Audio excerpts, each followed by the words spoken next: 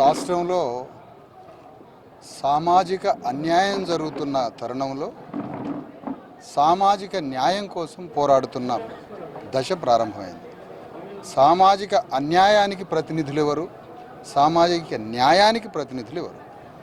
సామాజిక అన్యాయానికి కూడా ఒక జేఏసీ నిర్మించుకున్నారు వాళ్ళు. ఆ జేఏసీకి చైర్మన్ రేవంత్ రెడ్డి. ఇదంతా అగ్రకులాల జేఏసీ.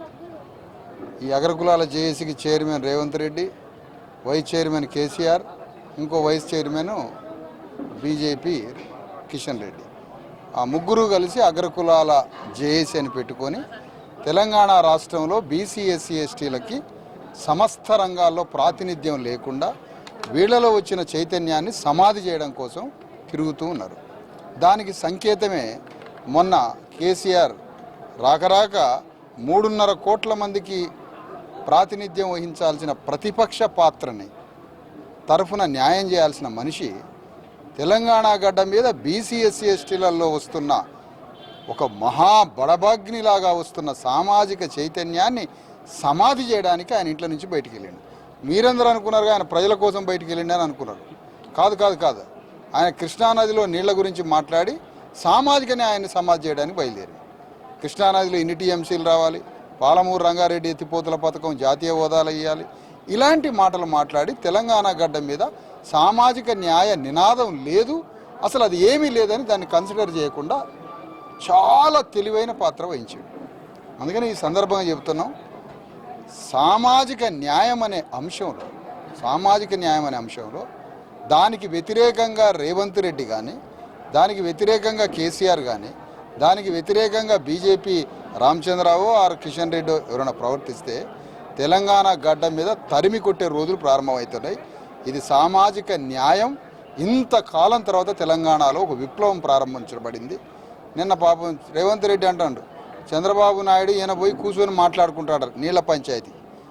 మరి సామాజిక న్యాయం వాటా అడుగుతున్నామే మేము.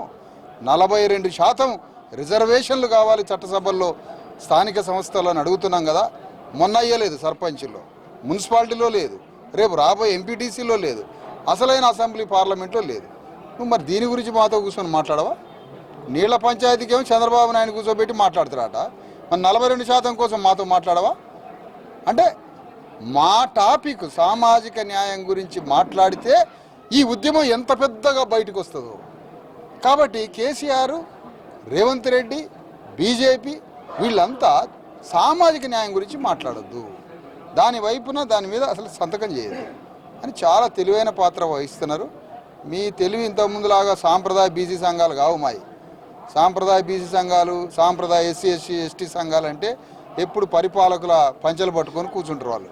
మాది పంచెలు ఊడబీకే ఉద్యమం. కాబట్టి మా సామాజిక న్యాయ విప్లవం కోసం తెలంగాణ గడ్డ మీద బీసీ ఎస్సీ ఎస్టీలంతా 90% మంది ఉన్నారు. 90% మంది ప్రజలకి 90% సంపదలో, రాజ్యంలో, విద్యలో, వైద్యంలో, అన్ని రంగాల్లో 90% ప్రజలకు 90% వాటా కావాలని ఒక మహాయుద్ధం ప్రారంభమైంది. దాంట్లో భాగంగానే ఈరోజు సామాజిక న్యాయ కార్యక్రమాన్ని మరి చిరంజీవులు గారి నేతృత్వంలో నడుస్తున్న సభకి నేను ఒక అతిథిగా రావడం జరిగింది.